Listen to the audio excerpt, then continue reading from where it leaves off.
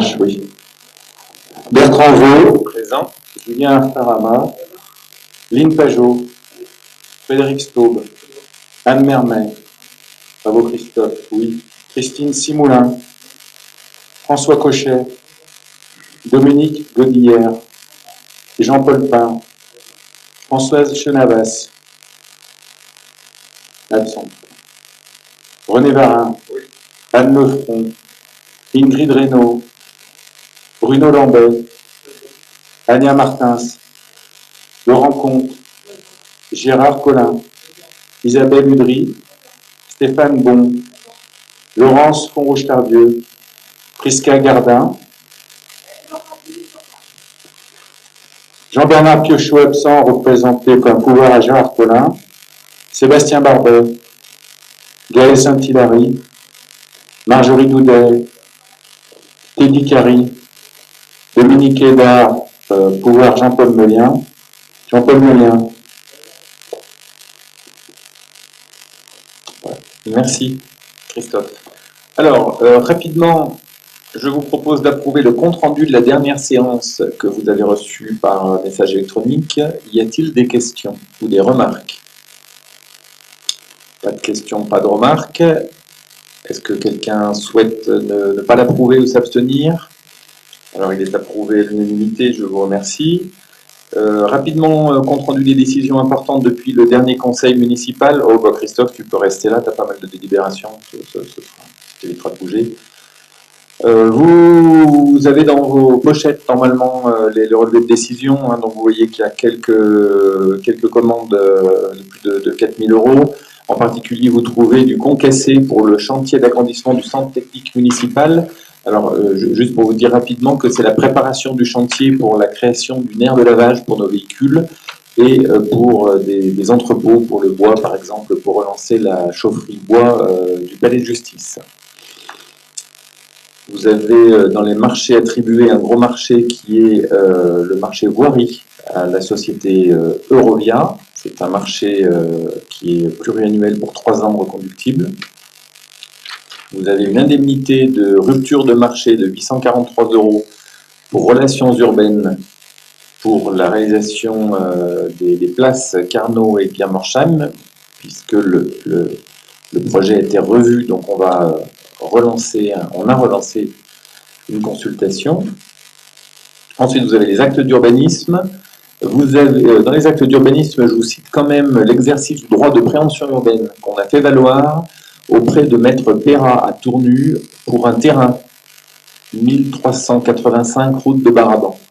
En zone nord, ce terrain s'est vendu et il nous a paru important de le préempter vu les projets importants que nous avons en zone nord de Tournu pour l'avenir économique de la zone. Donc en vertu de notre compétence pour la maîtrise foncière pour des projets économiques, on a préempté ce terrain.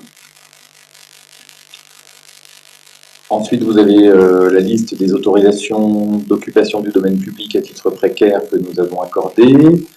Vous avez le montant de la redevance d'occupation du domaine public pour le GRDF, les réseaux de gaz, 1759 €, c'est ce que la commune perçoit. Et enfin, les ventes de concessions pour le cimetière. Voilà.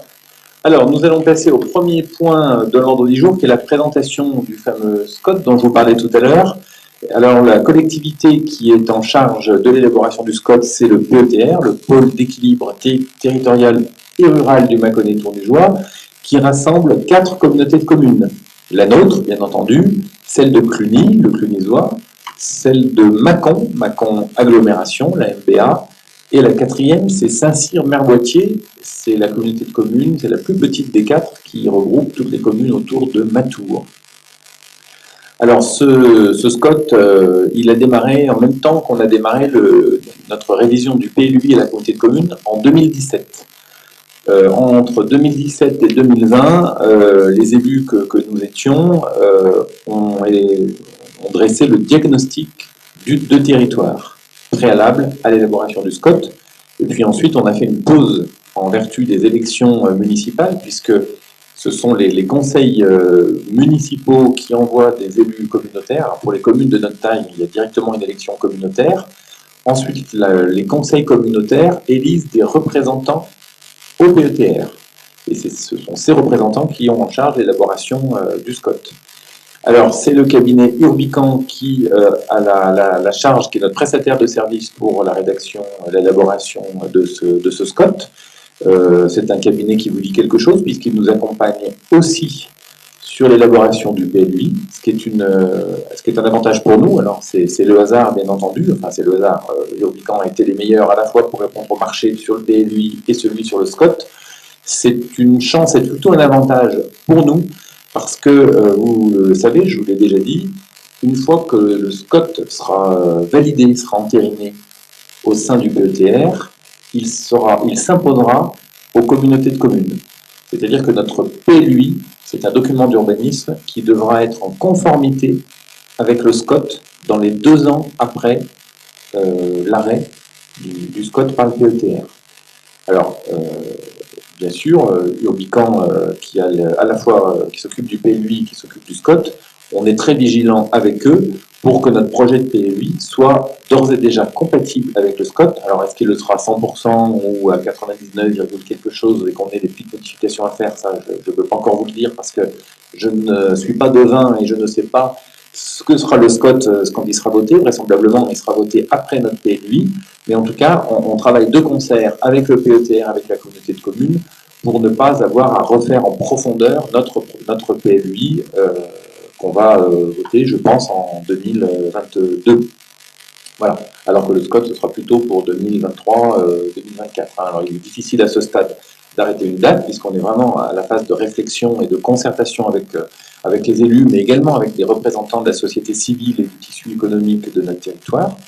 Mais voilà, donc ce SCOT, c'est quand même un projet qui est quelque chose d'important. Il va vous être présenté ce soir rapidement.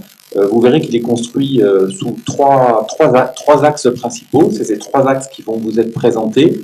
À la fin de chaque présentation de chacun des 3 axes, on fera un petit temps d'échange. Je vous encourage vraiment à poser des questions si vous avez des questions. Il ne faut surtout pas hésiter, c'est vraiment le moment. Hein.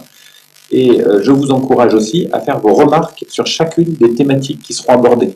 C'est le moment de passer des messages, si vous avez envie de passer des messages, les idées, les messages que vous nous transmettrez seront intégrés dans la réflexion et pourront être présentés aux élus du SCOT pour proposition. Voilà, je remercie, j'accueille Benoît Langard, qui est le DGS du PETR Mâconnais Sud Bourgogne. Merci Benoît d'être présent ce soir.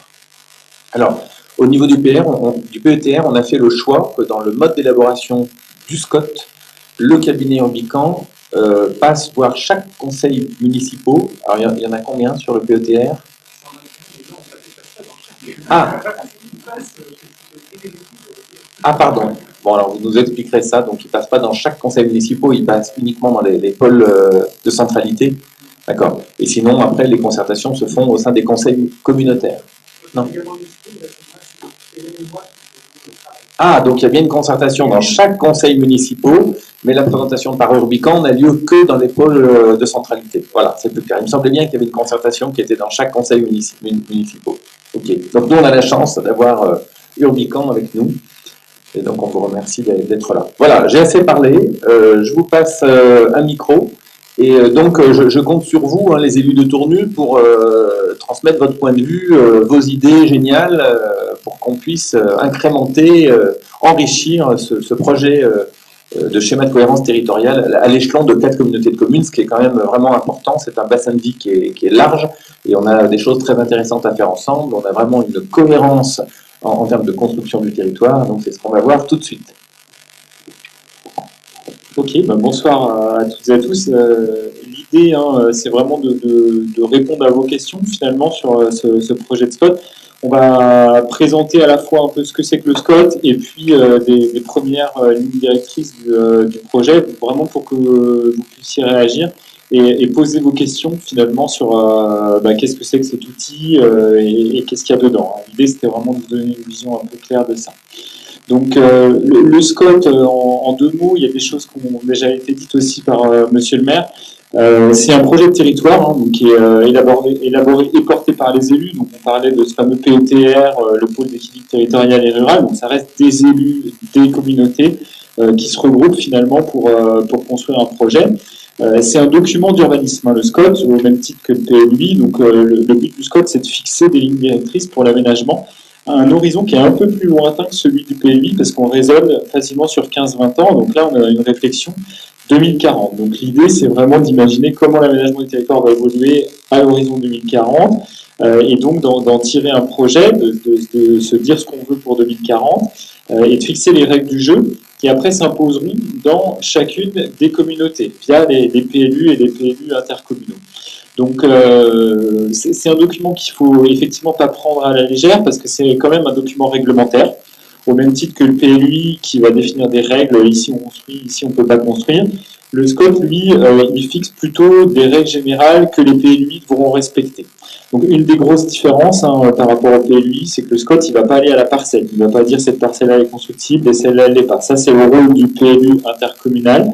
Le SCOT, il fixe des grands objectifs en termes de volume de logement, de foncier à consommer, mais bien évidemment, ces objectifs, ils ont une conséquence derrière dans les PLU intercommunaux, parce qu'il faut les respecter.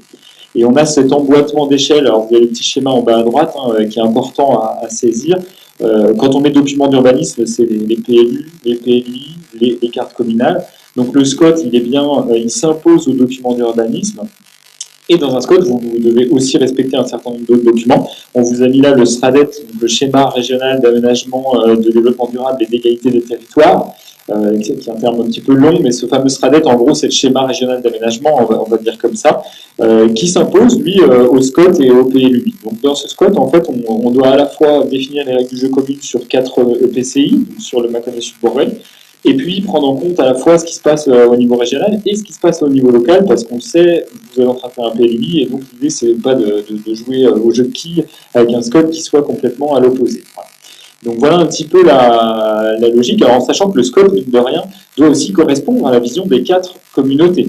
Donc, comme on disait tout à l'heure, je pense que voilà, comme vous faites les deux en même temps avec le PLUI, normalement, il ne devrait pas y avoir d'incompatibilité forte entre les deux documents. Ceci dit, c'est vrai qu'on doit prendre en compte ce que vous êtes en train de faire, mais aussi ce que les autres veulent dans les 4 communautés. Donc, c'est là où ça peut être parfois un tout petit peu plus compliqué à imbriquer, mais pour le moment, ça fonctionne plutôt bien. Voilà. Donc sur le fonctionnement du SCOT, donc, comme disait Monsieur le maire, il y a le diagnostic qui a été réalisé avant les élections. Donc là, c'est comme dans un PLUI, il y a un diagnostic de territoire. Il y a le PADD, projet d'aménagement de développement durable, ça c'est la vision politique. Vous l'avez aussi dans le PLUI, ça a le même nom dans le SCOT. C'est la même chose, PADD, le projet stratégique. Dans le SCOT, on est en train de faire le PADD. On en est à ce stade. Donc vous avez un peu d'avance dans le PLU intercommunal. Et puis, donc, ce qui change par rapport à un PLUI, c'est qu'une fois que vous avez votre projet, votre PADD, il n'y a pas de zonage et de règlement comme vous avez dans un PLU. Par contre, il y a ce qu'on appelle un document d'orientation et d'objectifs, le terme DO, qui est le terme un peu de la loi qu'on réutilise. C'est un document où il y a les règles du jeu. Les règles du jeu qui s'impliquent après dans les PLU intercommunaux. Voilà comment ça fonctionne, en sachant que, comme disait Monsieur le maire, le DO, il ne sera pas élaboré tout de suite, il va venir d'ici l'année prochaine, je pense. Donc c'est là, à ce moment-là, qu'il faudra être bien vigilant sur la compatibilité entre ce qu'on écrira en SCOT et puis ce que vous êtes en train de finaliser, d'écrire dans le PLU intercommunal. Voilà, donc, qui participe à l'élaboration du SCOT? Donc, bien sûr, les élus, communes, intercommunalités, le PETR, parce que les élus du PETR ne sont jamais que des élus des intercommunalités qui sont des élus des communes. Donc, certes, toutes les communes ne sont pas autour de la table dans la validation finale, mais néanmoins, ils sont quand même consultés avec des réunions comme celle qu'on est en train de faire. Voilà. Et donc, il y a une association aussi de la population qui est faite via des réunions publiques, et puis d'un certain nombre d'experts, de partenaires, avec des ateliers thématiques. On en a eu sur le SCOT là, au début d'année, avec des experts thématiques qui viennent justement alimenter un petit peu les réflexions pour compléter la vision politique. Voilà sur la présentation un peu générale. Alors, s'il y a des questions, il ne faut pas hésiter sur ce que c'est qu'un SCOT. Après, on vous proposera justement des 3 petits temps d'échange autour de grands enjeux du SCOT. Ça va assez vite, mais l'idée, c'est surtout de vous faire réagir. Est-ce que sur le SCOT en lui-même, ce que c'est que le SCOT, le lien avec le PLUI, il y a des choses, des questions que vous voudriez poser?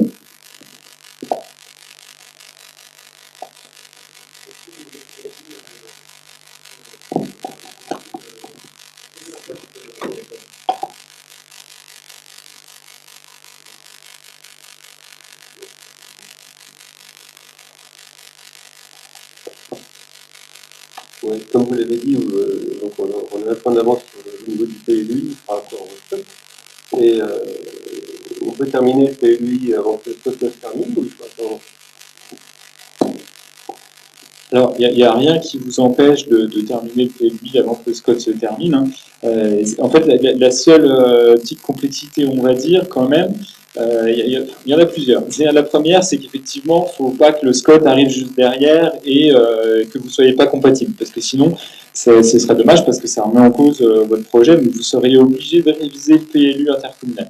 Ça, normalement, c'est pas un gros problème parce que le SCOT, c'est comme le PLUI, c'est-à-dire on va l'année prochaine, on aura quand même les grandes lignes. Donc vous saurez à peu près si vous êtes compatible. Donc vous pourrez presque approuver le PLUI avant le SCOT, ce ne sera pas grave parce que vous savez à peu près ce qui va arriver dans le SCOT. L'année prochaine, milieu d'année prochaine, vous saurez à peu près ce qui va arriver dans le SCOT. Donc vous pouvez approuver en étant à peu près sûr.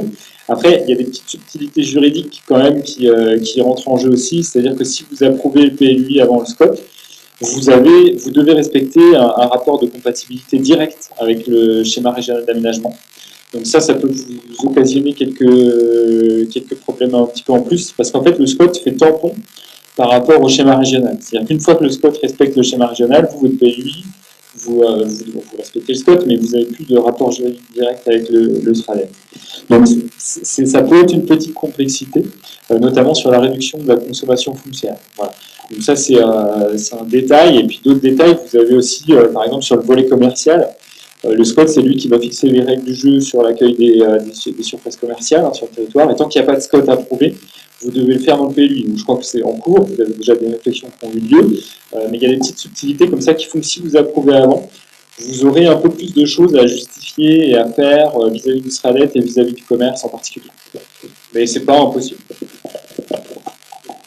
Pour l'instant, il est prévu qu'on approuve le PLUI avant le SCOT. Hein. Voilà. Donc toutes ces complications-là sont prises en compte. Est-ce qu'il y a d'autres questions? Juste peut-être, je vais ajouter qu'il y a eu des ateliers de travail, je prends au nom de 6, hein, qui ont eu lieu à Chardonnay-Mâcon au PETR. Ces ateliers, c'était un mix entre les élus du PETR et des représentants du monde associatif, du monde économique, du monde du tourisme, du territoire. Hein. Et ces ateliers ont permis de dégager des grandes lignes directrices. Et ce que moi j'ai pu constater, puisque j'ai assisté à plusieurs d'entre eux, et j'ai lu les comptes rendus des autres ateliers, c'est que globalement, les directions qui sont choisies sont tout à fait en cohérence avec ce qui est ressorti également des directions choisies pour notre PLUI. En gros, c'est un SCOT qui est aussi ambitieux que notre PLUI sur le fait qu'on privilégie la qualité à la quantité, que ce soit dans tous les domaines. C'est-à-dire qu'on part sur la notion où on ne souhaite pas une démographie galopante et accueillir, par exemple, des populations de la métropole lyonnaise, mais au contraire avoir une démographie qui est très maîtrisée, qui correspond à celle qu'on a connue ces 15 à 20 dernières années, continue à peu près sur la même lancée, c'est-à-dire qu'une démographie très faiblement positive, de façon à pouvoir gérer correctement la qualité justement de l'habitat, du développement commercial, du développement industriel, du développement économique, et surtout du développement touristique, qui est un levier majeur aussi bien dans notre pays que dans le SCOT.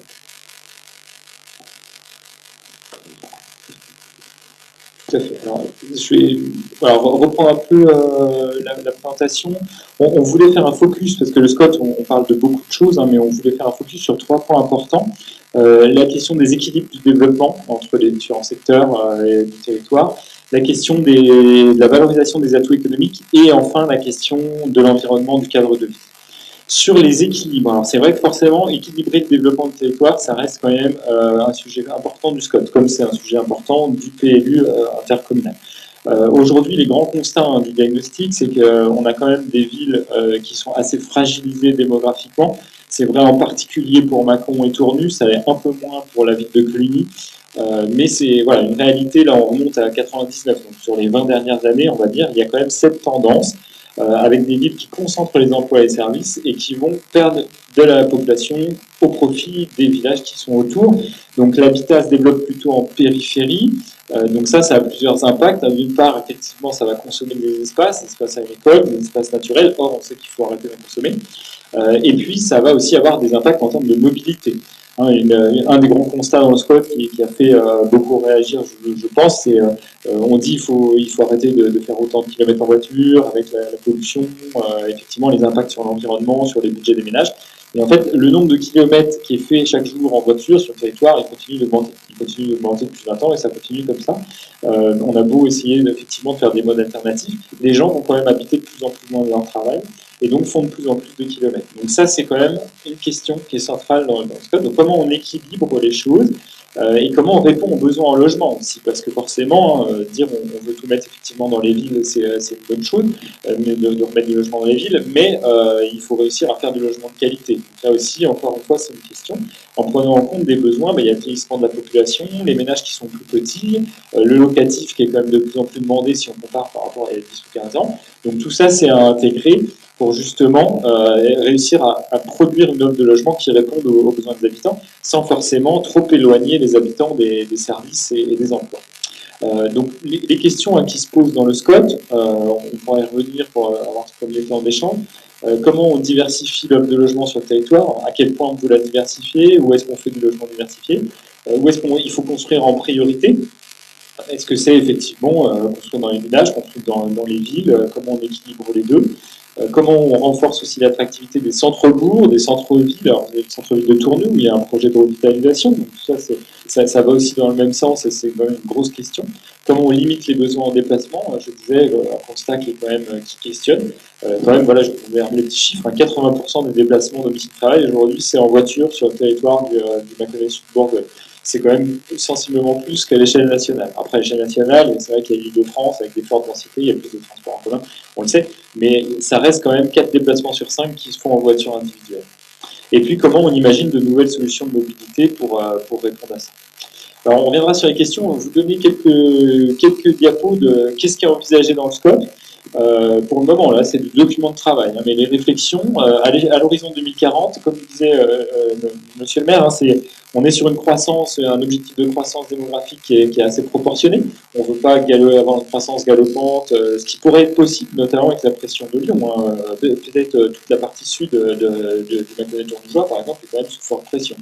Donc on veut essayer de tempérer les choses avec une croissance qui est volontairement un peu renforcée dans les bourgs. Donc là, par exemple, le plus rouge que vous avez à Tournu sur la carte, ça montre ce symbole de croissance un peu renforcée.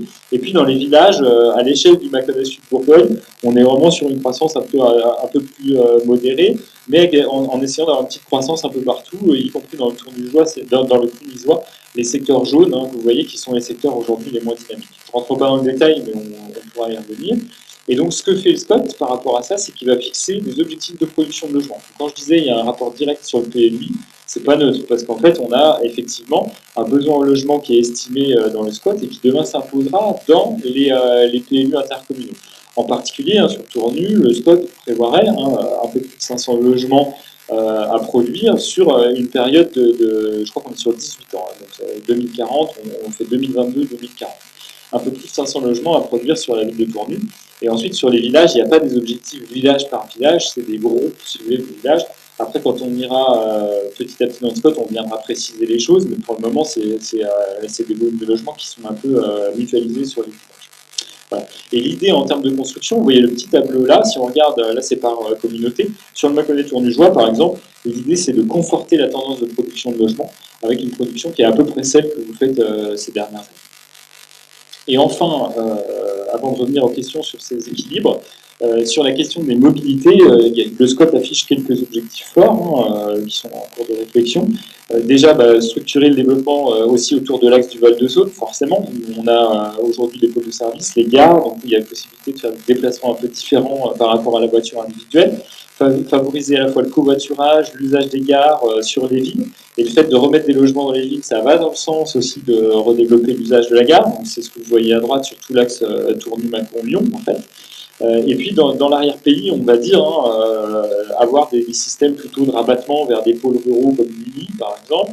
Et on en a d'autres, on parlait tout à l'heure de Matour, c'est vrai que c'est quand même plus rural, donc là il n'y a pas de TER, mais ça va plutôt être des systèmes de rabattement, de transport à la demande, des choses comme ça, qui permettent d'accéder aux services dans les espaces plus ruraux. Voilà. Je ne détaille pas, mais voilà, d'autres axes aussi, en dehors du Val-de-Saône, il y a d'autres axes, comme par exemple Mâcon-Cluny, sur lesquels il y a beaucoup d'échanges et sur lesquels on propose effectivement, on envisage dans le SCOT d'avoir un renforcement des outils de transport. Voilà, alors est-ce que sur cette première question sur les équilibres du développement, est-ce que ça vous fait réagir et est-ce qu'il y a des choses que vous voudriez mettre sur la table finalement du SCOT pour qu'on en parle avec le PETR et qu'on en parle dans les réunions, et n'hésitez pas.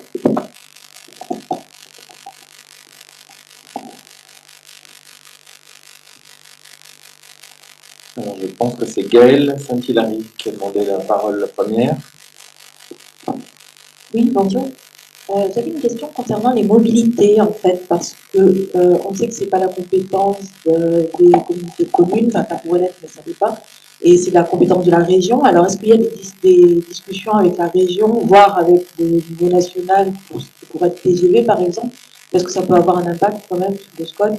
Par exemple, imaginons qu'ils veulent mettre une gare TGV à Cluny, on pourrait vouloir développer davantage l'urbanisme à Cluny, en fait. C'est ça. Alors, c'est vrai que sur la mobilité, on est sur un sujet où le SCOT n'a pas forcément d'impact direct opérationnel, parce qu'effectivement, c'est soit les communautés qui vont avoir la compétence, soit surtout la région. Donc ça, aujourd'hui, l'idée, c'est quand même que vous puissiez afficher collectivement un projet. Donc l'intérêt du SCOT, il va surtout être là, c'est-à-dire d'afficher votre projet politique par rapport au transport collectif, par exemple, et de l'afficher à 123 communes. Donc ça fait beaucoup de communes qui se mettent d'accord. Et le SCOT peut avoir du poids après dans les négociations avec certains partenaires. Donc la région, elle est autour de la table, quand on est à bord le SCOT, elle est invitée à chaque phase. SNCF, ils sont un petit peu autour de la table, mais en général, quand on les invite, ils ne viennent pas. Je le dis un peu ouvertement. Mais voilà, ils sont quand même invités.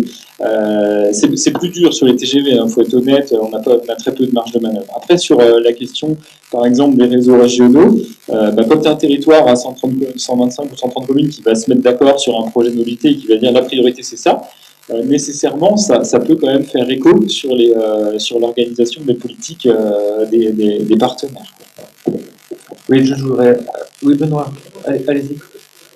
Oui, ce que je voudrais dire, c'est qu'il faut bien qu'on soit tous d'accord sur l'objectif d'un SCOT. Un SCOT, c'est un document d'urbanisme qui traduit notre projet d'aménagement du territoire à horizon 15 ans. Ça veut dire que ce qui est dans le SCOT sera autorisé. Ce qui n'est pas dans le SCOT ou ce qui est contraire au SCOT ne sera pas autorisable à l'avenir. C'est pas dans le SCOT qu'on dit qu'on va créer une gare TGV à Cluny. Dans le SCOT, on dit on veut développer les modes alternatifs de déplacement à l'automobile et on encourage le développement des gares, et particulièrement sur des axes, l'axe Saône et l'axe Mâcon-Cluny. Voilà. On va dire ce qu'on veut faire. Et derrière, les collectivités sont au service de ce projet. Région, département, communauté de communes, nous les communes, on est au service de ce projet. Tout ce qu'on marque dans le SCOT ne sera pas fait. Le SCOT, c'est presque le territoire idéal qu'on veut à horizon 15 ans. Donc dans le SCOT, sur les mobilités, par exemple, il faut bien qu'on soit vigilant et qu'on demande que la gare de Tournu est une gare intermédiaire régionale très importante et qui a de l'avenir. Parce que de Tournu, on va à Lyon, on va à Dijon, et donc cette gare, je crois que c'est la deuxième plus importante du PETR, il faudra vérifier. Elle est considérée comme une gare d'avenir par la région. Aujourd'hui, c'est un centre d'attraction. On peut dire d'ailleurs dans le SCOT qu'il va falloir penser à aménager des aires de covoiturage, des aires de stationnement en partenariat avec la SNCF et la région, parce qu'aujourd'hui, un des facteurs qui limite le développement de la gare de Tournu, c'est l'accès au stationnement. Et peut-être qu'il faut aussi proposer des développements alternatifs avec des bus. Enfin voilà. Tu vois, Gaël, ce que je veux dire, c'est que c'est pas dans le SCOT qu'on liste tous nos projets. Par contre, il faut qu'on s'assure que nos projets de territoire soient bien compatibles avec ce document. Benoît ?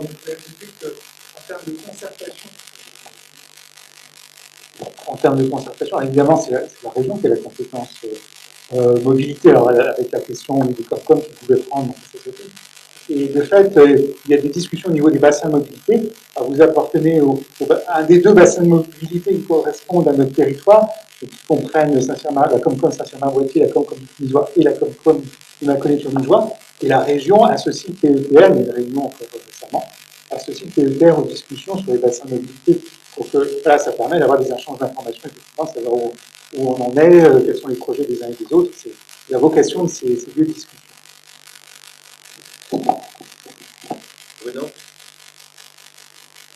Oui, bonsoir. Est-ce que vous prenez en compte aussi les événements récents avec la crise Covid où on entend dire que beaucoup de jeunes gens veulent arrêter le télétravail, qui est maintenant de plus en plus possible, veulent s'installer en campagne, et donc du coup qu'on aura une pression qu'on n'avait peut-être pas imaginé il y a 2 ans sur le logement dans notre région.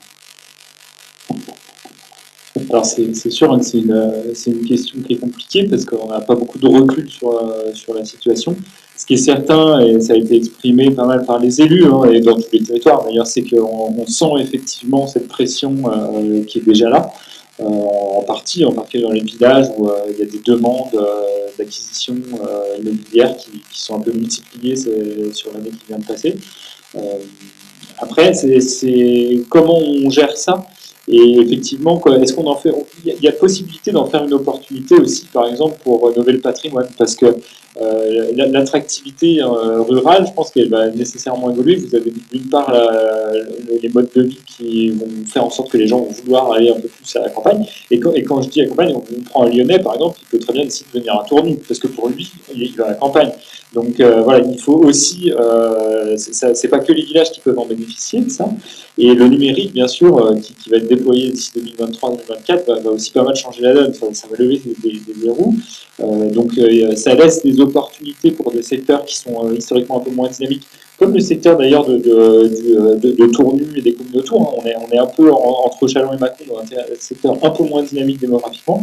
Ça va nécessairement le renforcer, ce secteur. Après, la question à poser, c'est effectivement, est-ce qu'on veut ouvrir les vannes à fond ? Donc là c'est vrai que les élus, les échanges, c'était plutôt de dire attention, on veut quand même maîtriser la croissance avec tous les impacts sur les services, équipements, etc. Et puis dans quel type de logement on veut accueillir les gens, quoi. Et ça aussi c'est une grosse question. Vous avez beaucoup de patrimoine avec de la vacance, etc.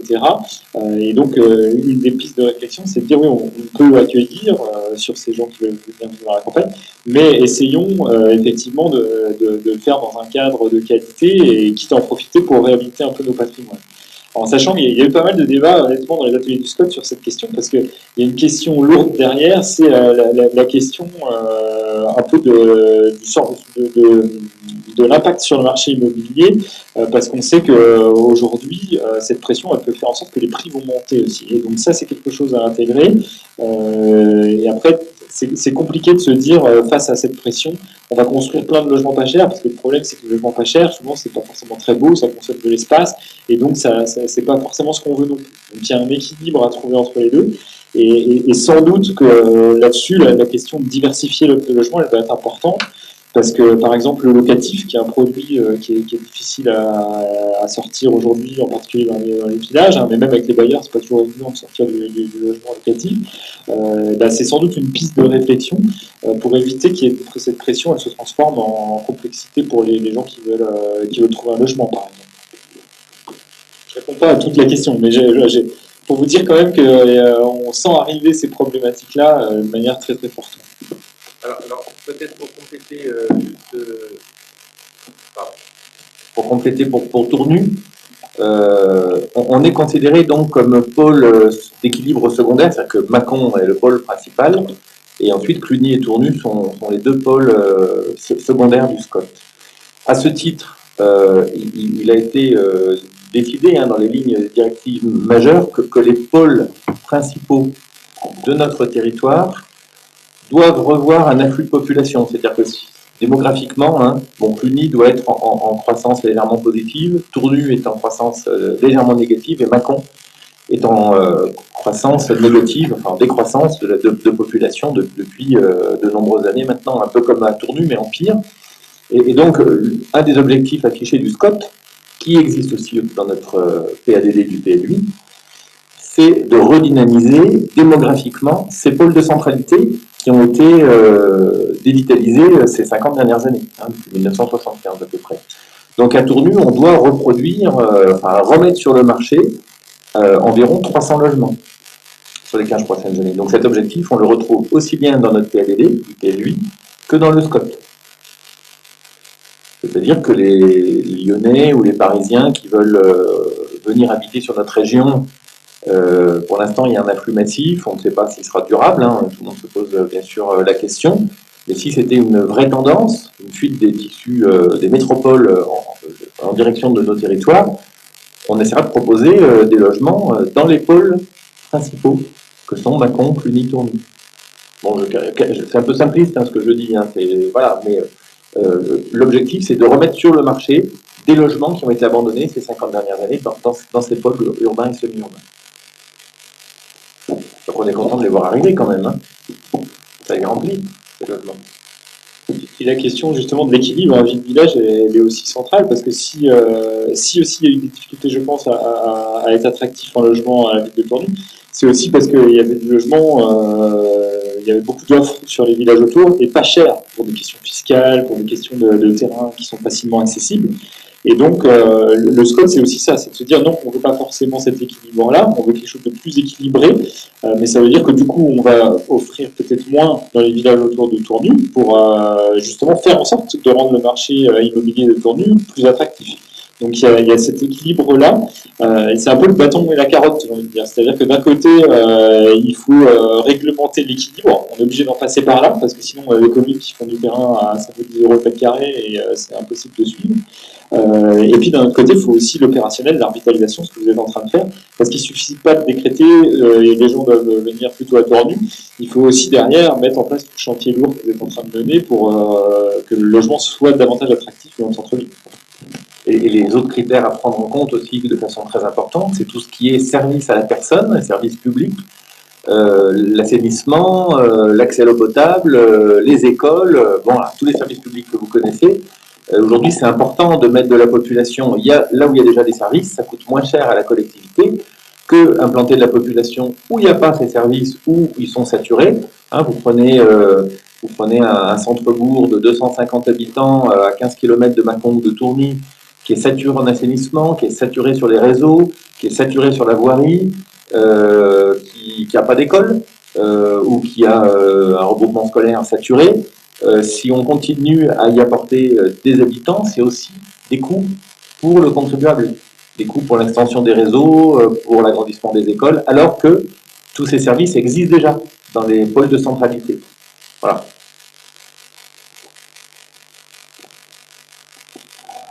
Alors peut-être, je vois que l'heure tourne, évoquer un deuxième sujet sur la question des atouts économiques. Donc ça fait partie aussi alors le SCOT n'est pas un projet de développement économique, hein, on le rappelle souvent. Le SCOT il est là pour anticiper l'aménagement des espaces économiques, en sachant que des espaces économiques ça peut être des zones d'activité, mais ça peut être aussi par exemple des terres agricoles. Les terres agricoles c'est un espace économique aujourd'hui. Donc la particularité du territoire, alors là c'est à l'échelle de tout le SCOT, de tout le Mâconnais Bourgogne. C'est un territoire qui est attractif pour les entreprises. Vous voyez 55 000 mètres carrés de locaux économiques qui est construit chaque année, donc ça fait un paquet de mètres carrés, et ça c'est juste les surfaces de bâtiments, en particulier sur l'axe du Val-de-Saône. Donc autour de Mâcon, c'est clair que c'est là où aujourd'hui il y a plus d'accueil de bâtiments d'activité économique, et un petit peu ça remonte quand même le long du Val-de-Saône. Vous avez cette attractivité avec la présence de l'autoroute, des infrastructures qui fait que c'est un secteur dynamique. Voilà. Donc et dans les pôles, parce qu'on sait bien qu'aujourd'hui, les villes de Mâcon, Cluny et Tournu sont aussi finalement les premières communes à accueillir ces locaux économiques. Donc comment on fait pour créer les conditions d'accueil de ces activités, tout en préservant les autres richesses, parce que sur l'agriculture, un des constats qui est fait, c'est quand même qu'il y a une consommation d'espace agricole qui est assez rapide, comme partout, comme dans beaucoup d'endroits en France. Donc là, vous voyez quelques chiffres clés qui sont quand même très parlants dans le Val-de-Saône. Là, on est sur des chiffres sur 10 ans. Sur 10 ans, il y a 173 hectares d'espaces agricoles qui ont été consommés. Sur ce qu'on appelle les coteaux viticoles du nord au sud, c'est quasiment 200 hectares qui ont été consommés, dont certains espaces AOC sur des AOC peut-être de moindre qualité, mais sur de l'AOC non planté, il y a eu pas mal de consommation. Et puis, du côté charolais, le territoire est grand, il y a un peu moins de consommation foncière. La consommation foncière, elle est plus forte dans le Val-de-Saône et sur les coteaux viticoles, donc plutôt dans votre secteur. Donc ça, c'est un enjeu fort. Comment on fait pour préserver les espaces agricoles, tout en offrant des solutions, par exemple, à des entreprises qui veulent s'installer, à des gens qui veulent s'installer. Donc le débat, il porte beaucoup là-dessus. Et puis le tourisme, pas l'oublier, monsieur le maire en parlait en introduction, vous êtes un territoire touristique, le Mâconnais Sud-Bourgogne, vous êtes un des territoires qui se démarque aussi en emploi touristique à l'échelle régionale, donc même si ce n'est pas exclusif cet affichage touristique, il est quand même important. Donc comment on fait aussi pour préserver, je parlais tout à l'heure de patrimoine, comment on fait pour préserver, que l'urbanisation préserve les paysages, préserve le patrimoine, parce que c'est aussi du développement économique derrière. Donc les questions qui sont posées dans le SCOT, c'est quelle place on veut donner à l'agriculture, quelles évolutions aussi anticipées des filières agricoles, viticoles. On a pas mal parlé aux ateliers, par exemple, des AOC non plantés. Les AOC non plantés, chez vous, il y en a pas mal, et sur les communes autour, il y en a un peu sur Tourny aussi. On ne sait pas ce que ça peut valoir en 2040, les AOC non plantés, dans un secteur comme le vôtre. Voilà, donc c'est quelle place on veut donner et qu'est-ce qu'on anticipe pour 2040. Comment on valorise au mieux nos atouts touristiques, quel type d'activité économique on veut développer, parce que vous n'êtes pas obligé de tout vouloir accueillir. On a eu un débat qu'on a commencé d'avoir sur la logistique, par exemple. Vous êtes sur un axe autoroutier, demain peut-être qu'il y a des gens qui vont vouloir s'installer pour faire un entrepôt logistique, qui rapporte très peu d'emplois sur un territoire et qui sert essentiellement à véhiculer des camions qui rentrent et qui ressortent. Est-ce que c'est le type d'activité économique qu'on veut? Dans le SCOT, vous avez quand même l'opportunité de dire ce que vous voulez. Et où est-ce qu'on veut accueillir les activités économiques. Et enfin, la question de la qualité des zones d'activité aussi. Quel type de zone on veut, les espaces économiques, comment on veut les moderniser, comment on veut leur donner de la qualité urbaine pour le cadre de travail des gens qui vont travailler dedans. Voilà, donc ça c'est quand même des grandes questions. En sachant que sur le commerce, j'en parlais tout à l'heure, le SCOT a un rôle particulier parce qu'il doit définir les règles du jeu sur l'accueil des surfaces commerciales et en particulier les grandes surfaces. L'objectif qui se dessine aujourd'hui, c'est quand même de lever le pied sur l'accueil commercial. Le commerce, c'était 25% de la consommation d'espace des 10 dernières années pour l'économie. C'est un quart des surfaces consommées pour l'économie, c'était des espaces commerciaux. Ça c'est très important parce que ça n'a pas ramené énormément d'emplois. Donc il y a un vrai sujet aussi sur l'encadrement de ces surfaces commerciales. Alors quelques illustrations, vous voyez par exemple, on a commencé de faire une carte dans le SCOT sur les zones économiques à faire ressortir à l'horizon 2040, où il y en a un certain nombre, et vous voyez, c'est à peu près à l'image aujourd'hui du fonctionnement économique du territoire, si on enlève les activités rurales, toutes les zones d'activité, il y en a énormément bien sûr autour de Mâcon, mais ça vous le savez, et puis on retrouve Tournu quand même, avec un certain nombre de zones, alors sur Tournu et sur l'Accro, sur la rive gauche, où on va avoir effectivement des zones d'activité assez importantes, avec des enjeux pour certaines de renouvellement, de modernisation, de densification des zones économiques, pour continuer de pouvoir proposer un cadre attractif pour les entreprises. Alors, on a classé, elle peut faire un peu polémique cette carte, parce qu'on a classé un peu les zones en fonction de rayonnement régional, territorial, donc c'est vraiment le Mâconnais, et puis au niveau local, quoi. Et c'est vrai que, par exemple, sur Tournu, on a plutôt des zones d'emploi territorial, c'est-à-dire qui vont rayonner à l'échelle du bassin d'emploi de Mâcon, grosso modo, un peu à cheval avec Chalon pour ce qui me concerne. Et c'est vrai qu'on a certaines zones, comme la ZI Sud, la zone industrielle sud à Mâcon, où on est vraiment sur de l'emploi régional, c'est-à-dire qu'on va avoir des entreprises quand même très conséquentes, plusieurs entreprises très conséquentes, et puis derrière, effectivement, une densité d'emploi qui est encore plus forte. Voilà. Et sur le commerce, je le disais, l'objectif, c'est vraiment de maîtriser l'évolution de l'offre. Il y a eu beaucoup de mètres carrés qui ont été produits ces dernières 10-15 années, et l'idée c'est de lever un peu le pied sur les autorisations commerciales, parce qu'il n'y a pas des besoins énormes sur l'aire de Chalandise, vous avez déjà suffisamment de mètres carrés commerciaux, et l'objectif c'est plutôt de faire de la qualité et d'équilibrer les zones commerciales avec les centralités. Ça, vous savez, je pense, pour travailler sur le projet de revitalisation, l'objectif, c'est vraiment de donner la priorité pour tout ce qui est commerce traditionnel, peut-être petit commerce, donner la priorité au centre-ville, et en particulier le centre-ville de Mâcon, le centre-ville de Tournus, le centre-ville de Cluny, qui sont des espaces privilégiés parce que si on veut rendre les centres-villes dynamiques, il faut effectivement privilégier l'accueil d'un certain nombre de commerces dans ces centres-villes, parce que c'est ça qui fait de la vie, c'est ça qui fait du flux, et c'est ça qui renforce l'intérêt de l'habitat. Donc là, cette carte-là, c'est à l'échelle du SCOT, simplement, on a défini une armature commerciale, c'est les principales communes commerciales, qui peuvent être soit des communes de centres-villes commerciaux, soit des zones commerciales. Par exemple, c'est les Crèches-sur-Saône, c'est la zone des Bouchards, la Mâcon Nord à Sensé, c'est pareil, ça c'est plutôt sur la grande surface, alors que les communes comme Tournus, Cluny vont plutôt être sur de la centralité commerciale à conforter. Est-ce que sur ce volet économique, il y a des interrogations, tout ce qui est agriculture, commerce, zone d'activité, voilà, n'hésitez pas. Jean-Paul, fin.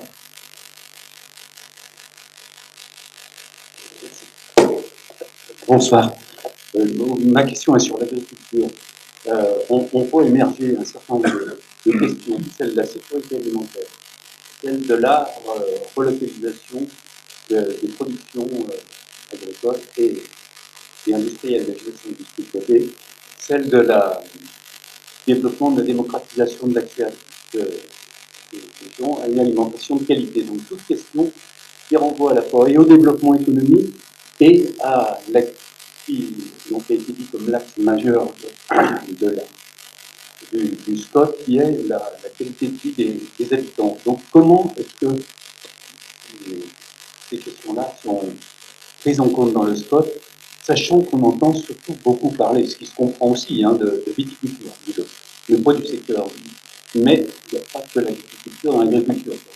Donc, quelle place pour la production agricole saine, locale, de qualité, type maraîchage ou élevage, à l'échelle du SCOT, et pas ramener que l'agriculture à la viticulture, bien que la viniculture sur notre région est importante à de nombreux aspects, en particulier le développement économique, mais également pour le développement touristique.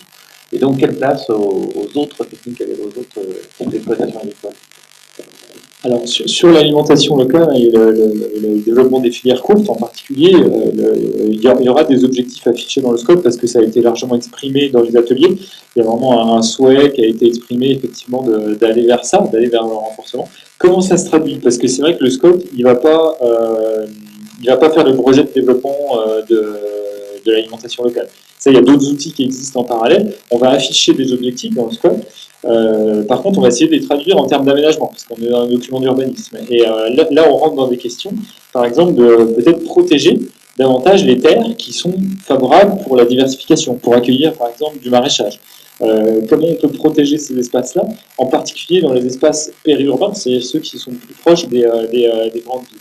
Et une des particularités chez vous, et je pense qu'il faut aller jusque-là pour vraiment ouvrir le débat, c'est que vous avez sur la rive gauche dans l'Ain une tradition un peu plus forte de culture maraîchère, en particulier en face de Mâcon, mais ça remonte aussi jusqu'à chez vous, des productions maraîchères beaucoup plus importantes. Donc on a tendance à dire, et c'est les débats du SCOT ont porté un peu là-dessus, ils ont dit est-ce que finalement il faut qu'on produise notre propre diversification agricole sur le territoire du autour de Mâcon, etc.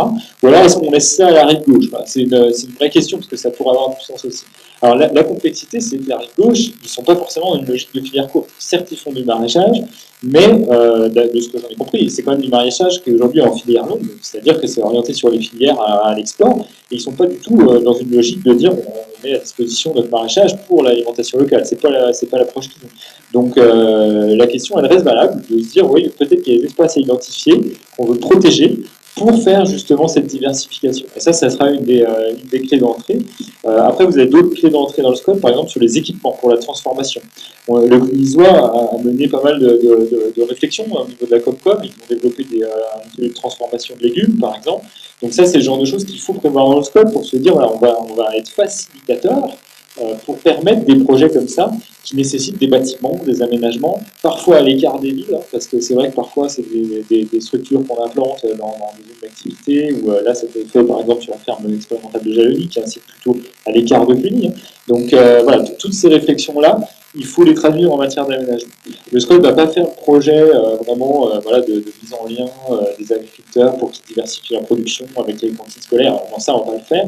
Mais par contre, on va essayer plutôt de penser comment, via l'urbanisme, on peut favoriser cette diversification des productions.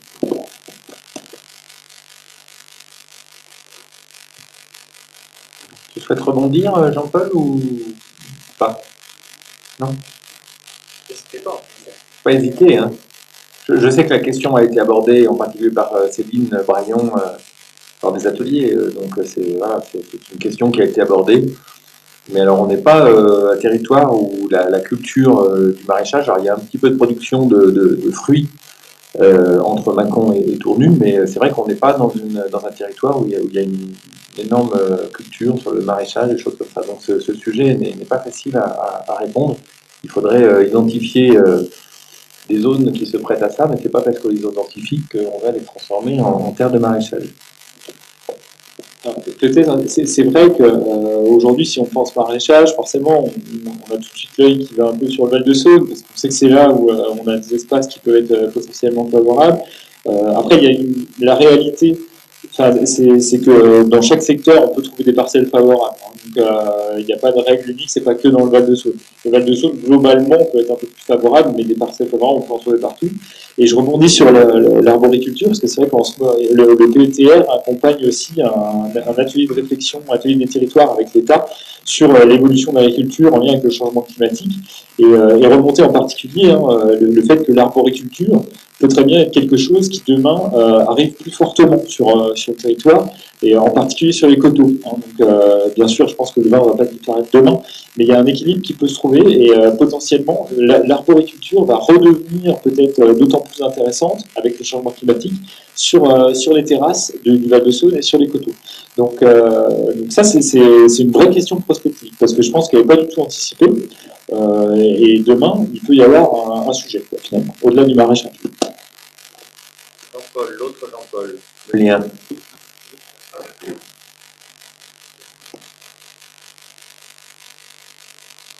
Merci. Oui, justement, votre façon d'envisager, par exemple, on peut dire ça comme ça, que l'arboriculture remonte petit à petit la vallée du Rhône pour arriver jusque chez nous, pour suivre un peu le changement climatique, quoi. Ça crée également un autre problème quand on dit que ça pourrait gagner les coteaux. Ça cause, enfin voilà, il faudra se pencher sur la problématique de l'eau à ce moment-là. Parce que on parle d'envisager 2040, hein, voilà, avec les problèmes climatiques qu'on connaît, les excès climatiques qui sont déjà assez récurrents et qui vont faire que s'aggraver. Comment on va gérer l'eau? Et principalement le stockage de l'eau, les réserves d'eau, l'accès à l'eau pour pouvoir irriguer. Parce que c'est tout le problème si on envisage une évolution agricole, une évolution des productions. C'est les productions qui, pour être de qualité, ont besoin d'eau. Et il faudra sortir du débat quasiment schizophrénique qu'on a aujourd'hui sur les constitutions de réserves d'eau, des choses comme ça. Qui mettent 10-15 ans pour ne pas se faire. Enfin voilà, c'est une chose aussi à envisager sérieusement. Ça peut être au niveau d'un SCOT si on veut poser des jalons pour une agriculture diversifiée et productive quand même.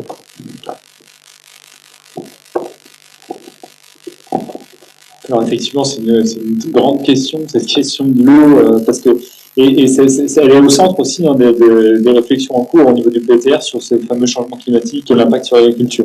La question de l'accès à l'eau, elle est centrale. Il y a une réalité qui est que si on commence à faire des réserves partout, à court terme, ça va être bénéfique parce qu'on va pouvoir maintenir des productions, mais à moyen long terme, ça va accentuer l'effet d'appauvrissement des masses d'eau et donc le rythme à laquelle la disponibilité va va chuter, hein, la disponibilité de la ressource en eau.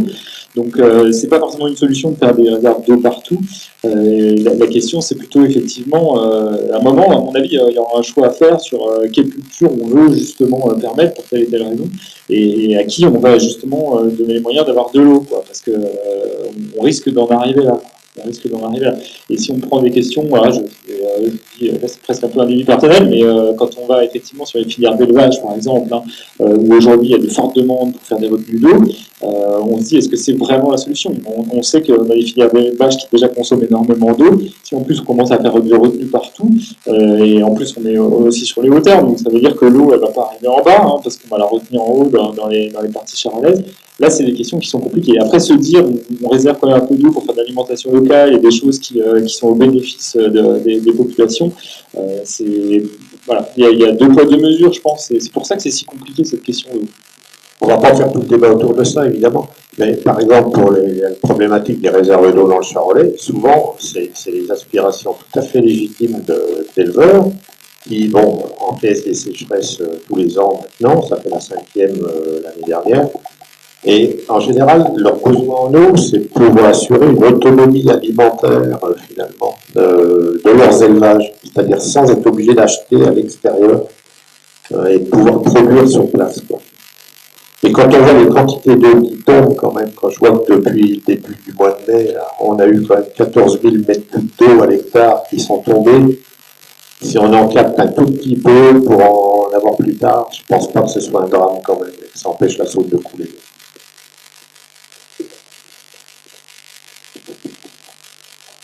Ok, en tout cas, oui, complètement, mais ça montre à quel point, je pense que voilà, l'eau, ça va devenir une ressource assez stratégique finalement pour pas mal de choses, et c'est pas prêt de s'arrêter. Je pense qu'en 2040, ça sera encore plus tendu, quoi.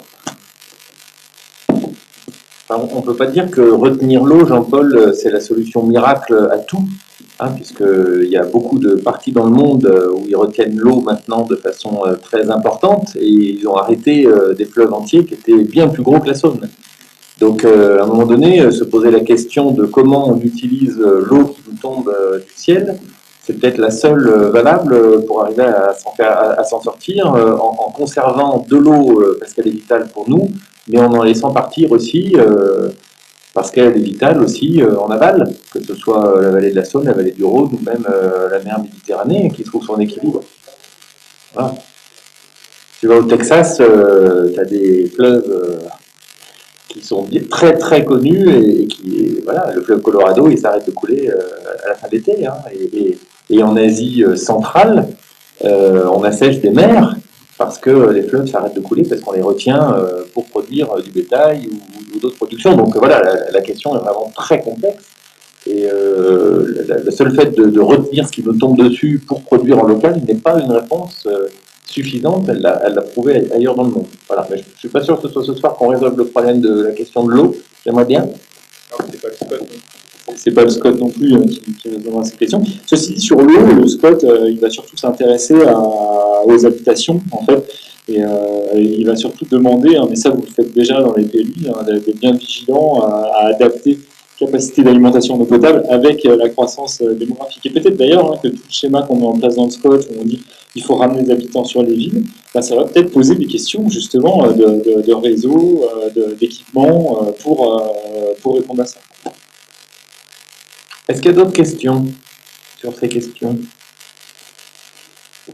Peut-être passer aux dernières slides, c'est la fin de la présentation, mais on arrive sur la question de la préservation du cadre de vie. Donc effectivement, la question d'eau, par exemple, en fait partie. Donc les constats qui sont faits, hein, c'est que vous êtes quand même sur un territoire remarquable. Voilà, le Mâconnais Sud Bourgogne, c'est un territoire qui a de multiples paysages. Il y a le Charolais, il y a les coteaux, il y a la vallée de la Saône, et tout ça, ça fait quand même un territoire très beau. D'où son attractivité touristique, hein, on le sait, je parlais tout à l'heure d'emploi touristique, le tourisme, le premier facteur d'attractivité touristique, hein, qui est mis en évidence, c'est les paysages et les patrimoines. Donc vous avez cette qualité qui contribue au cadre de vie.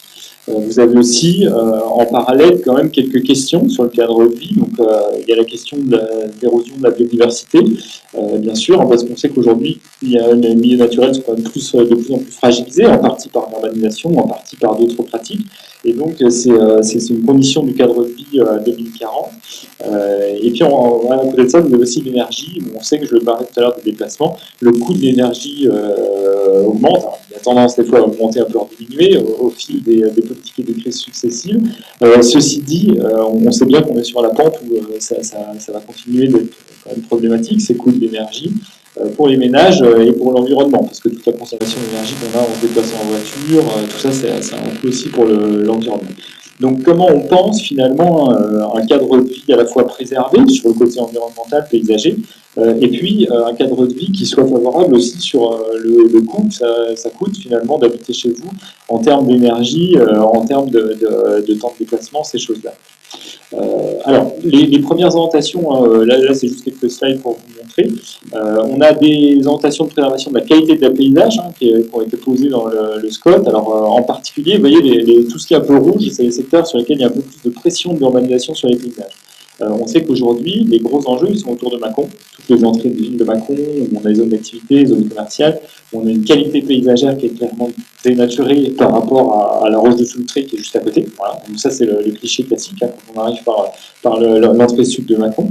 On a un peu les mêmes phénomènes à une échelle bien moindre sur Tournu et Clémy, c'est-à-dire que les entrées de villes, effectivement, de Tournu, on vient de Dijon, on est arrivé par l'entrée d'autoroute au nord de Tournu, il y a effectivement un travail qualitatif à faire sur les paysages. On est à 2 pas de l'abbaye. Donc il y a effectivement à la fois cette qualité forte du patrimoine qui tranche avec des espaces plus banalisés. Donc comment on reconquiert cette qualité des paysages et comment on la protège, quoi.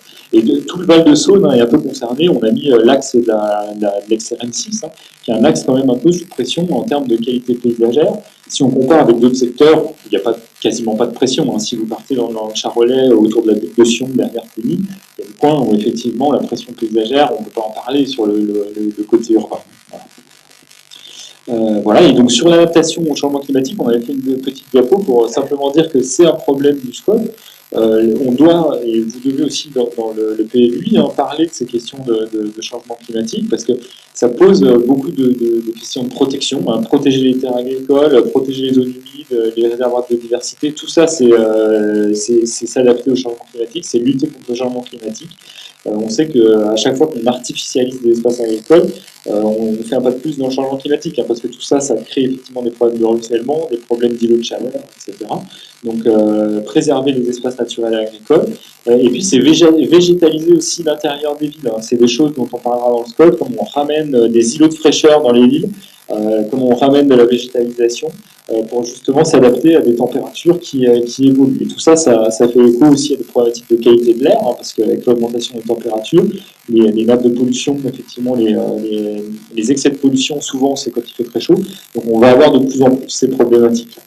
Et sur l'architecture, c'est vrai aussi, on parlera forcément d'architecture en SCOT pendant le document d'urbanisme, c'est de faciliter finalement l'architecture adaptée au changement climatique. Alors là, on a souvent un débat qu'on aura peut-être dans le SCOT et que vous avez peut-être dans le PLUI, c'est comment on équilibre entre respect du patrimoine, qui est un peu les modes de construction historiques, et puis adaptation finalement avec des architectures plus modernes qui répondent aux enjeux énergétiques, aux enjeux climatiques. Les deux peuvent être conciliés, mais c'est vrai que ça pousse à se poser des questions en termes de forme urbaine, d'architecture, qui ne sont pas forcément évidentes à répondre. Voilà, donc les questions qui étaient posées, puis là je m'arrêterai de parler, je laisse notre dernier temps d'échange, c'était comment préserver nos paysages, jusqu'où on veut préserver nos paysages, parce que c'est quand même une des grandes questions qui a été évoquée dans les échanges du SCOT, c'est est-ce qu'on veut donner la priorité à la croissance, à l'accueil de population, à dire voilà, il y a la métropole de Lyon qui est pas loin, on veut accueillir tout azimut, ou alors est-ce qu'on veut dire non, accueillir ok, mais on veut maîtriser et on veut surtout préserver le cadre paysage. C'est une grande question, je pense qu'il n'est pas complètement répondu encore à l'échelle du SCOT, on va continuer de l'avoir.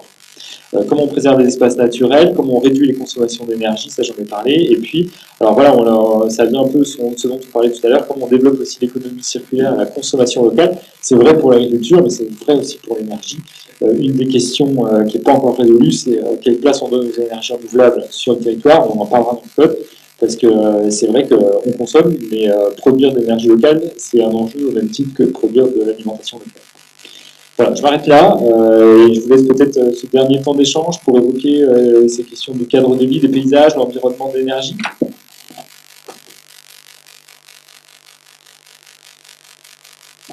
On voit bien sur cette dernière diapositive l'enjeu que représente le transport routier dans la consommation des énergies fossiles.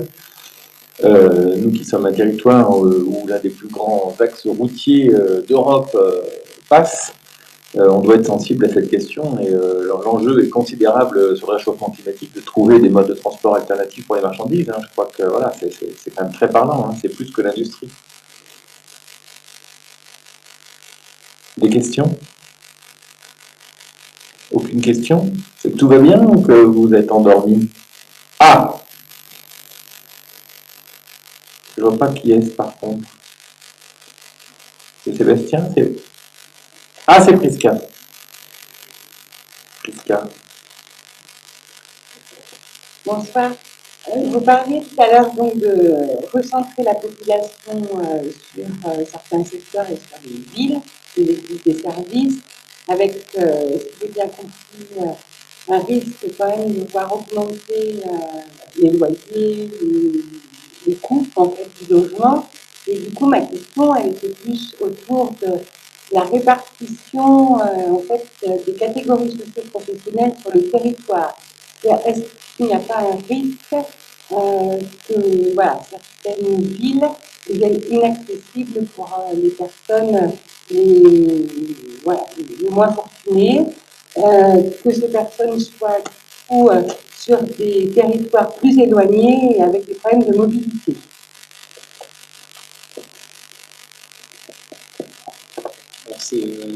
C'est pas évident comme question. Je pense que ça dépend de l'échelle où on se passe parce que a priori, j'ai tendance à dire que toutes les politiques où il faut arrêter de consommer de l'espace, etc., ça va quand même. Le coût du logement il va beaucoup plus augmenter dans des villages, par exemple, de la communauté de communes. Si on prend l'échelle de notre communauté de communes, le coût immobilier, c'est plutôt dans les villages où ça va se sentir. Parce que je pense qu'ils vont avoir beaucoup plus de mal à produire du logement et l'accès à la propriété. Les propriétés vont coûter très cher. Ce qui sera moins vrai à Tournu, où je pense qu'il y a déjà plus de diversité de logement. Il y a le locatif aussi qui est un peu plus présent, qui va, je pense, être de plus en plus plébiscité aussi. On est en train de sortir quand même petit à petit d'une politique d'accession à la propriété pour tous, qui trouve ses limites aujourd'hui. C'est un autre débat, mais je pense que non, c'est plutôt les villages autour de Tournu qui vont souffrir potentiellement de cette pression immobilière renforcée.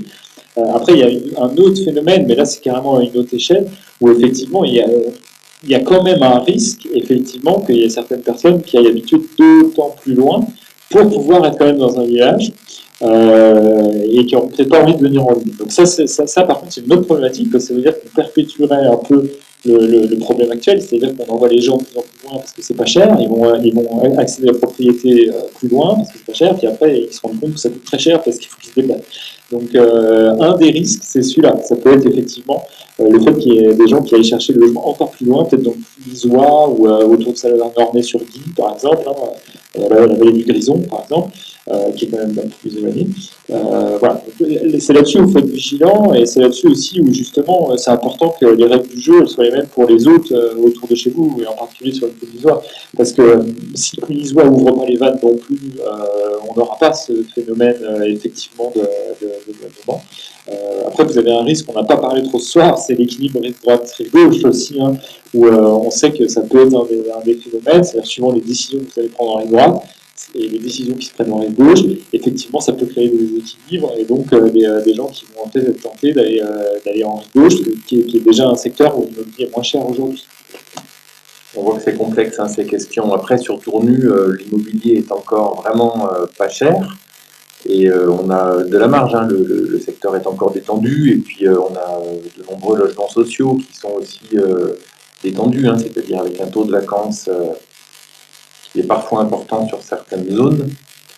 Voilà, donc il faut être vigilant, Prisca, il faut regarder ça avec attention, mais pour l'instant, le danger n'est pas, quand on voit des villes comme Annecy à 5 ou 6 000 euros le mètre carré, nous on est à 10 à 15 fois moins, donc on a encore de la marge. Maintenant, derrière ça, la question c'est est-ce que les générations futures pourront bénéficier d'autant d'espace que nous, on a bénéficié, nous et nos parents, depuis les années 70 On regarde une ville comme Tournu, avant les années 70, une famille avec 4, 5, 6 enfants vivait dans 30, 40, 50 mètres carrés. Aujourd'hui, on vit avec un enfant dans 120, 140 mètres carrés et 2000 mètres carrés de terrain. Vraisemblablement qu'effectivement, il y aura sans doute la nécessité, si la démographie continue à augmenter comme ça, parce qu'on n'est pas certain que la démographie augmente, hein, mais si la démographie augmentait autant que ce qu'elle a augmenté ces 50 dernières années, il est certain que si on veut consommer moins d'espace agricole et naturel, forcément, il y aura une augmentation du coût du mètre carré de logement et une réduction du nombre de mètres carrés de logement par habitant. Je pense que ça, c'est purement mathématique et on aura beau tourner l'équation dans tous les sens, on en sera forcément, on va retomber là-dessus à un moment donné. Mais il n'y a pas beaucoup d'autres solutions. Hein. Nos générations ont été privilégiées de ce côté-là. Il y a encore une question? Oui, une. Oui, François. Peut-être deux. Vas-y. Je suis un peu étonné, j'attendais un peu la fin. On ne parle pas beaucoup de la Saône comme moyen, éventuellement de transport. Dans l'évolution, pas assez, à mon avis, c'est pas assez mis en valeur. Ça, c'est le premier point. Le deuxième point, c'est l'enjeu, je dirais, du scope sur ce territoire, c'est bien, mais il faut une harmonisation avec les voisins. Alors, qu'est-ce que font les voisins? Juste en intermédiaire, ce que je peux dire, c'est que sur l'idée de développer le transport de passagers sur la Saône, elle a été soumise déjà dans les ateliers. Bon, je laisserai le cabinet répondre, mais c'est une question, François, qui est revenue et que tu fais bien d'aborder. Sur l'homogénéisation interscot, aujourd'hui, on est sur des cartes communales en document d'urbanisme. En quelques années, on est en train de passer d'une carte communale qui a 60 ans d'âge où à peu près tout est permis à un PLU intercommunal, un SCOT, un SRADET, un schéma régional. On va déjà largement dans le sens de l'homogénéisation de mon point de vue. Hein.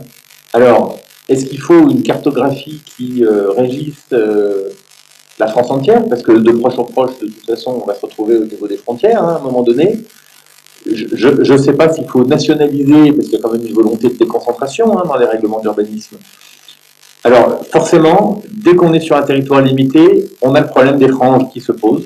Et nous, notre problème principalement, il est avec l'Ain, puisqu'on change de département, mais on change aussi de région. Et on n'a pas du tout les mêmes taux de croissance démographique sur les 20 dernières années. Donc, c'est un vrai problème, essentiellement pour la région mâconnaise, un petit peu pour nous aussi, mais quand même moindre mesure. Voilà, je vais laisser Rubicon apporter la réponse, peut-être après Benoît pour finir.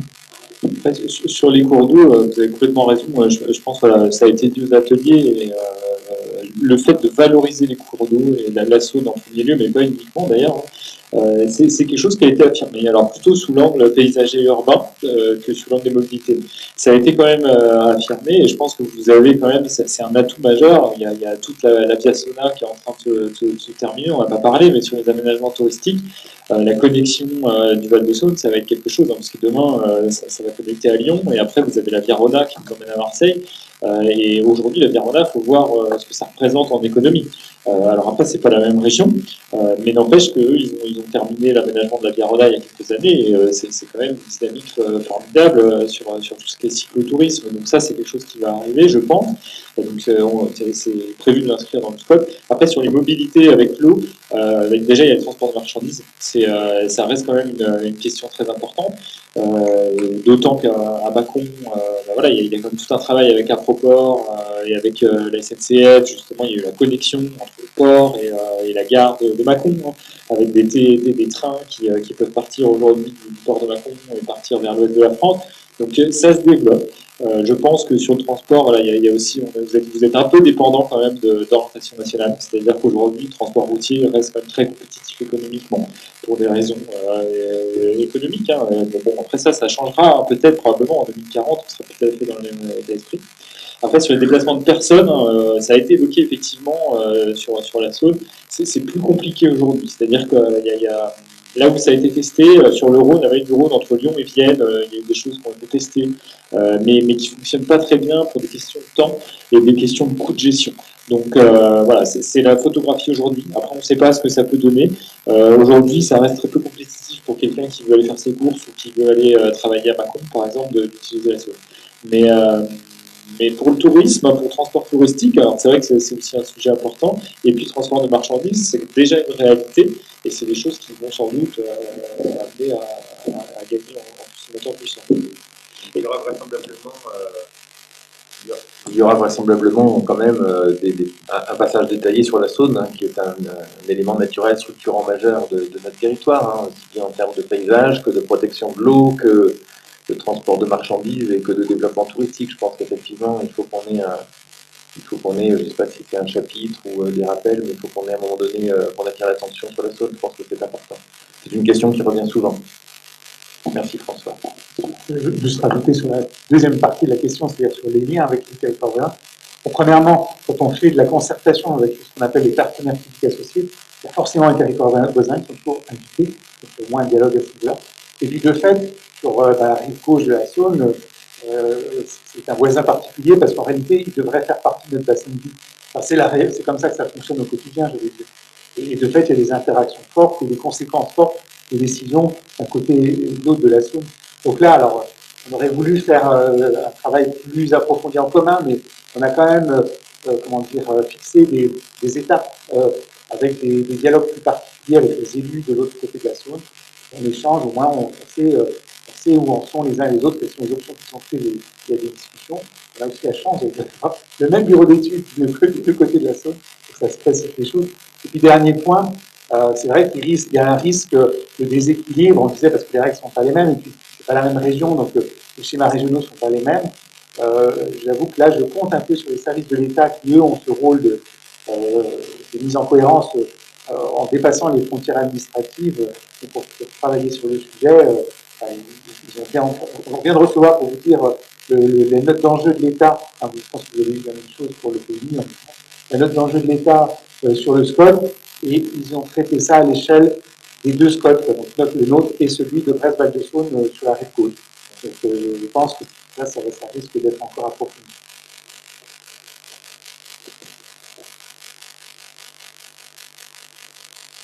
Alors, est-ce qu'il y a d'autres questions?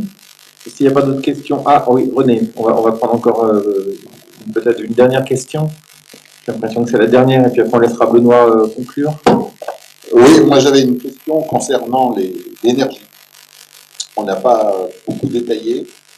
Dans le SCOT, est-ce qu'on peut privilégier ou occulter certains types d'énergie renouvelable, éolien ou champ photovoltaïque ou autre, sachant que ce qui émerge comme énergie, c'est l'hydrogène à première vue. Du côté du Creusot, il va y avoir la production d'hydrogène, ne serait-ce que pour les transports routiers. MBA travaille sur l'hydrogène pour ses bus urbains et les camions d'ordures ménagères. Sauf qu'on oublie que pour faire de l'hydrogène, principalement, c'est à base d'électrolyse. Donc, il faut quand même de l'énergie électrique, quoi. Donc, quel choix on a au niveau du SCOT pour limiter certaines implantations? Les éoliennes font un gros débat, par exemple.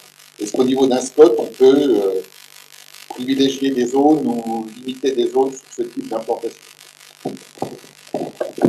Alors, dans le scope, vous pouvez effectivement donner une directive. Ce qui est sûr, c'est que vous ne pouvez pas dire on ne veut pas d'éolien, par exemple, sur tout le territoire. Ça, c'est pas possible, parce que juridiquement, ça ne tient pas. Mais par contre, vous pouvez identifier ce qu'on appelle des zones préférentielles ou des zones non préférentielles. Donc, sur l'éolien, il y a des sujets différents. Parce qu'en fait, sur l'éolien, c'est pas forcément évident, parce que le SCOT peut définir des zones préférentielles, non préférentielles. Après, tout joue au tribunal, l'éolien. C'est-à-dire que demain, il y a un porteur de projet qui arrive, qui veut mettre un parc, il est en plein dans la zone non préférentielle, il peut y arriver quand même. Parce que tout passe par des autorisations ICPE. C'est une instruction, tout ce qui est énergie, c'est une instruction État. Éolienne ou parc photovoltaïque. Donc, les collectivités, nous, on peut soumettre des avis. On n'a pas le droit d'écrire dans un document d'urbanisme qu'on ne veut pas d'éolien. On n'a même pas le droit de dire qu'à Tournu, sur les crêtes, on ne veut pas d'éolien parce que ça viendrait perturber les paysages et le patrimoine. ça ne nous appartient pas en fait de prendre ces directives-là. On peut protéger des zones, on peut protéger des cônes de vue, on peut protéger des zones de vue patrimoniales, on peut protéger des zones naturelles d'intérêt touristique et floristique, mais en aucun cas on a les moyens d'interdire l'installation d'une production d'énergie parce que c'est une instruction d'État. Et sur le photovoltaïque, alors l'éolien, voilà, c'est une bataille que certains Scots ont décidé de mener. Hein. On a fait des Scots vers Vézelay en particulier, quand on fait un Scot très musclé sur l'éolien. Et aujourd'hui, ils s'en servent dès qu'il y a un projet de permis. Voilà. Ça a une utilité, c'est juste que ça va pas, vous réglementez pas l'éolien avec le Scot. Ça vous fait plutôt un projet politique. Ça vous permet de réfléchir collectivement à votre projet politique sur l'accueil de l'éolien et après de pouvoir un peu mieux vous défendre face au projet. Sur le photovoltaïque, la situation est un peu différente, parce qu'aujourd'hui, il y a quand même une directive nationale, enfin voilà, il y a des directives nationales qui ont actées sur le fait qu'on ne veut pas trop de photovoltaïque sur des espaces agricoles. Donc ça, c'est repris dans beaucoup de codes, c'est qu'il y a un message qui passe. Et puis sur le photovoltaïque, surtout dans le scope, vous avez d'autres moyens d'intervenir. Et dans le PLUI aussi, hein, c'est sur la question des photovoltaïques sur les espaces artificialisés. Je prends l'exemple, on en a parlé à l'atelier d'ailleurs, hein, il y a des zones d'activité vraiment qui commencent à être aménagées 100% photovoltaïque. C'est-à-dire que c'est un exemple à Vienne, hein, en particulier au sud de Lyon, hein, où ils ont fait une zone d'activité économique, on fait un partenariat avec EDF, hein, et donc il y a un cahier des charges dans la zone où les porteurs de projet ils doivent avoir certains types de toitures, certaines orientations, etc. Comme ça, la zone est tout de suite toute prête pour accueillir des panneaux, et il y a un conventionnement avec EDF, c'est pas EDF, c'est le producteur d'énergie, qui vient et qui installe des panneaux sur le bâtiment des entreprises. Donc c'est un pari, c'est un gagnant-gagnant. On a une zone d'activité qui est très stricte sur l'implantation des bâtiments et tout ça. Mais par contre, en contrepartie, eh ben, l'entreprise qui s'installe, elle va avoir un gestionnaire qui va lui mettre des panneaux et qui va s'en occuper et qui va lui filer une location tous les mois pour l'accueil de panneaux photovoltaïques. C'est un exemple de choses que vous pouvez faire via les documents d'urbanisme, d'anticiper ces choses-là.